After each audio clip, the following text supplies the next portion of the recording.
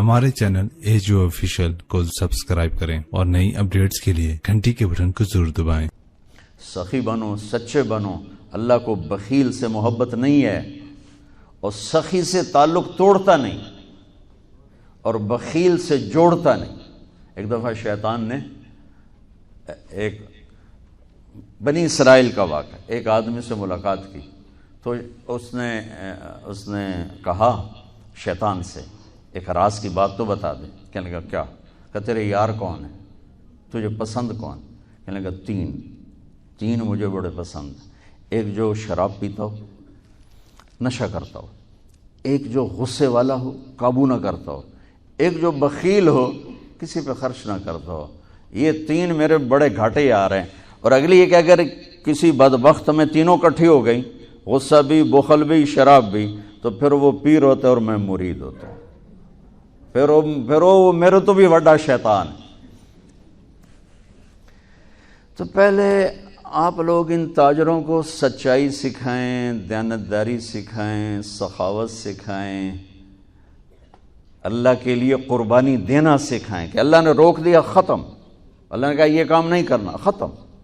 سود نہیں کرنا، ختم۔ جھوٹ نہیں بولنا، ختم۔ دھوکہ نہیں دینا، ختم۔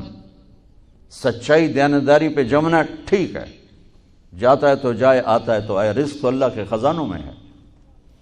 اس معاشرے کے ساتھ یہ نسل اگر چلے گی تو وہی کرے گی جو یہ کر رہے ہیں۔ پھر آپ لوگوں کے پاس بھی جمع تفریق ہی ہے، جمع تفریق، جمع تفریق، جمع تفریق۔ ان کے سارے دماغ جمع تفریق میں کھپ جاتے ہیں، انہیں پتہ ہی نہیں میرا نبی کون تھا، کیا تھا، کبھی سنتے ہی نہیں ہمارے نبی کون تھے، کیا تھے۔ تو راہبری کا حق لے کر تو وہ تشریف لائے تھے جنہوں نے سچائی سکھائی، دیانتداری سکھائی، محبت سکھائی، حیا کو سکھایا، پاک دامنیوں کو سکھایا، سخاوت کو سکھایا۔ حضرت علی سے کسی نے پوچھا کوئی حسرت، حضرت علی سے کسی نے کوئی حسرت، کہنے لگے جتنا علم تھا اتنا کسی نے لیا نہیں، جتنی سخاوت تھی اتنا کسی نے مانگا نہیں، جتنی سخاوت تھی اتنا کسی نے مانگا نہیں۔ یہ دو حسرت ہیں میرے دل۔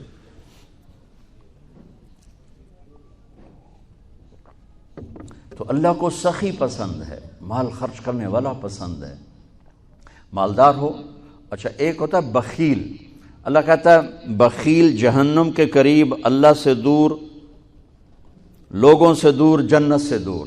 سخی اللہ کے قریب، جنت کے قریب، لوگوں کے قریب، جہنم سے دور، اللہ کا پیارا۔ جب بنی اسرائیل نے بچھڑے کی پوجا کی تو اللہ نے کہا سب کو قتل کرو، سارے۔ جب سامری پکڑا گیا جس نے شروع کروائی تو اللہ تعالیٰ نے سفارش کی، اے موسیٰ سامری کو چھوڑ دے۔ کہا یا اللہ سامری کو چھوڑ دوں؟ اسی نے تو بچھڑا بنایا، اسی نے تو یہ شرک کروایا، تو کہتا سامری کو چھوڑ دوں؟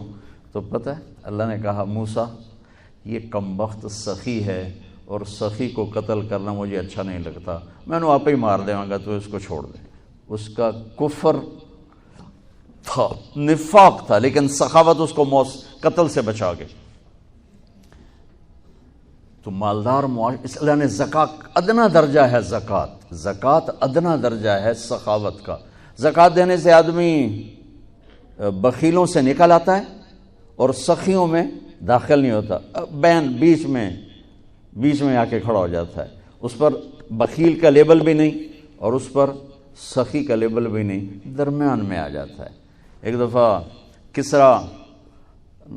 خسرو پرویز کے دربار میں ایک مچھیرا مچھلی لے کر آیا، اس کو بڑی اچھی لگی، انہوں نے کہا اس کو 4000 درہم دے دو، کہیں 4000 دینار دے دو۔ تو جب وہ اس کو دیے تو اس کی بیوی شیری نے اس کے کان میں کہا اتنی بڑی دولت تو نے مچھلی پر دے دی، تو خزانہ خالی ہو جائے گا، یہ مچھلی واپس کرو اور پیسے اس سے لو۔ تو خسرو پرویز نے کہا میں اتنا بڑا بادشاہ ہوں، مجھے شرم آتی ہے میں اس سے پیسے واپس لوں، میں نہیں لیتا۔ وہ کہنے لگی میں تمہیں طریقہ بتاتی ہوں، تم اس کو بلا کے پوچھو یہ مچھلی نر ہے یا مادہ؟ وہ کہے گا نر ہے تو تم کہنا ہمیں مادہ چاہیے تھی، واپس لو، ہمارے پیسے دو۔ وہ کہے گا یہ مادہ، تم کہنا ہمیں نر چاہیے تھا، پیسے واپس۔ ٹھیک، انہوں کو بلایا، ہاں بھائی یہ مچھلی نر ہے یا مادہ؟ کہ حضور خسرا نہ نر ہے نہ مادہ ہے، اس کو کیا 4000 اور دے دو، بیچ کی چیز. میں نے کہا نا زکوٰۃ دینے والا سخی نہیں ہوتا، سمجھ رہے ہو؟ زکوٰۃ دینے والا بخیل بھی نہیں ہوتا، سخی بھی نہیں ہوتا. بخیلوں سے نکل جاتا ہے، سخیوں میں انٹر نہیں ہوتا. 2.5 روپے پر 1 پیسہ بھی زیادہ کر دے تو سخیوں میں نام آ جائے گا، سخیوں میں نام آ جائے گا. پھر سخاوت کی حد کوئی نہیں ہے. انہوں نے کہا حضور یہ تو بیچ کی چیز ہے، خسرا ہے. اس نے کہا 4000 اور دے دو. تو شیری کو تو بڑا غصہ چڑھ گیا. 8000 اس کی تو 7 پشتوں کو کافی تھا. تو 1 دینار گر گیا تو اس نے وہ اٹھا لیا. تو اس کی بیگم نے کہا دیکھا یہ کم وقت کتنا لالچی ہے، تم نے اس کو اتنا دیا، اس کی 7 پشتوں کو کافی. 1 دینار گرا وہ بھی اٹھا لیا کہ اس کے واپس لو، نہ قدر ہے. انہوں نے کہا آ جا، اور تجھے میں نے اتنا دے دیا، 1 دینار گر گیا تھا تو کیوں اٹھایا؟ کہا حضور اس پہ آپ کے نام کی مہر تھی، کسی کا پاؤں پڑ جاتا تو بے ادبی ہوتی، میں نے اس لیے اٹھایا لیا. انہوں نے کہا 4000 اور دے دو. تو بچوں ان تاجروں سے کہتا ہوں سخاوت سیکھو. پہلے یہ سچائی سیکھیں، پہلے یہ دیانتداری سیکھیں، پہلے یہ اللہ کو رب مان کر اپنی بنیادوں کو، اپنی تجارتوں سے سود نکالیں، جھوٹ نکالیں، 2 رجسٹر نکالیں، دیانتداری پر چلیں.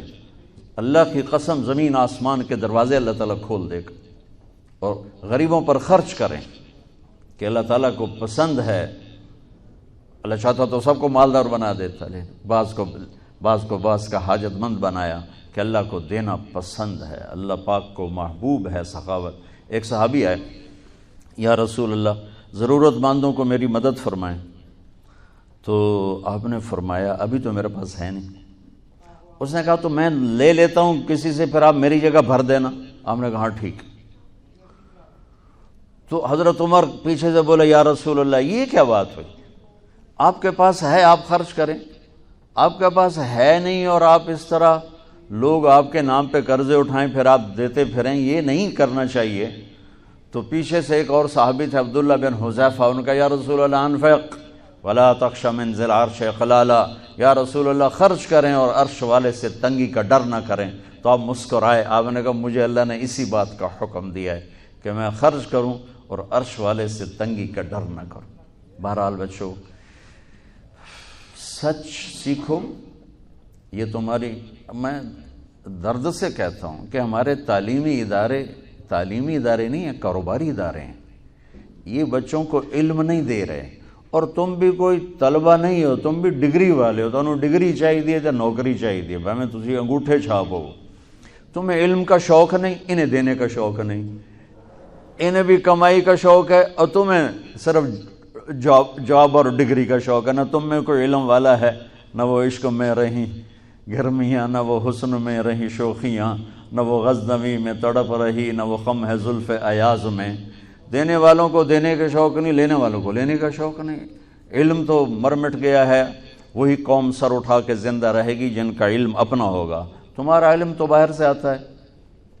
آج تک ڈاکٹر کہتے رہے مکھن نہ کھاؤ، ملائی نہ کھاؤ، گھیو نہ کھاؤ، دل بند ہو جائے گا، کولیسٹرول بڑھ جائے. اب میرا بھائی دل کا ڈاکٹر ہے، اب کہتا ہے کھاؤ. میں کہوں کہ امریکہ کی رپورٹ آ گئی.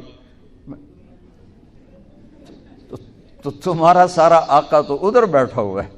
وہ کہیں گے یہ چلا دو چل جائے گا، کہیں روک دو تو رک جائے. بچوں میرا معاشرہ بہت زوال کا شکار ہے. آپ میری نسل ہو، میری اولاد ہو.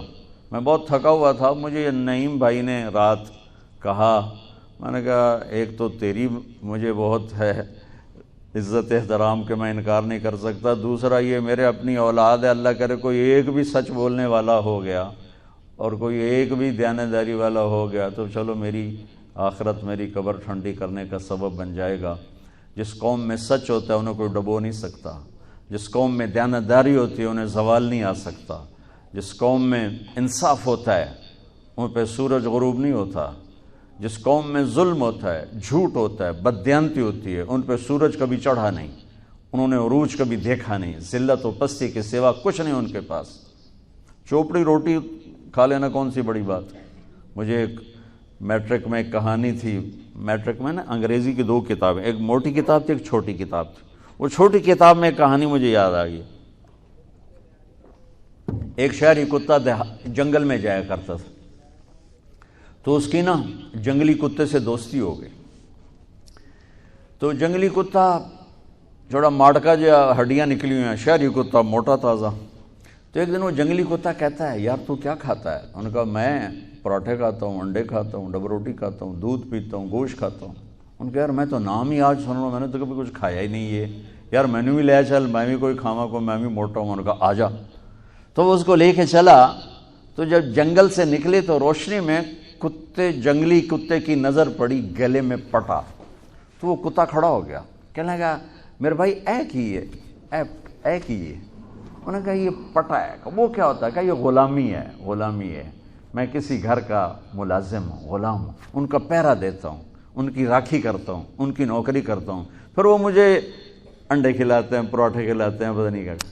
انہوں نے کہا میرے بھائی تجھے تیرے پراٹھے مبارک، مجھے میری آزادی مبارک.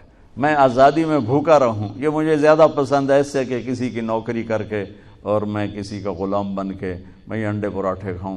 پوری امت مسلمہ اس وقت وہ شہری کتے کی مثال ہے.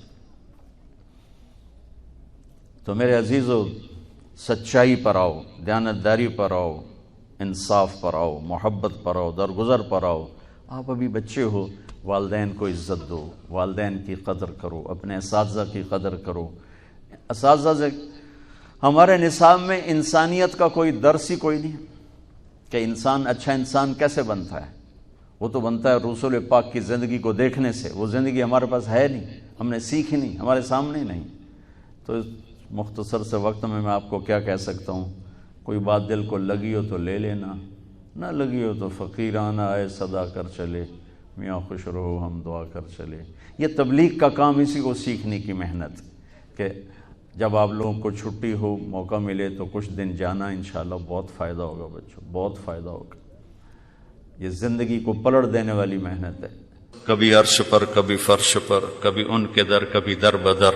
غم عاشقی تیرا شکریہ میں کہاں کہاں سے گزر گیا. کبھی راستوں میں تنہا، کبھی ہوں ورود صحرا. میں جنوں کا ہم سفر ہوں، میرا کوئی گھر نہیں ہے.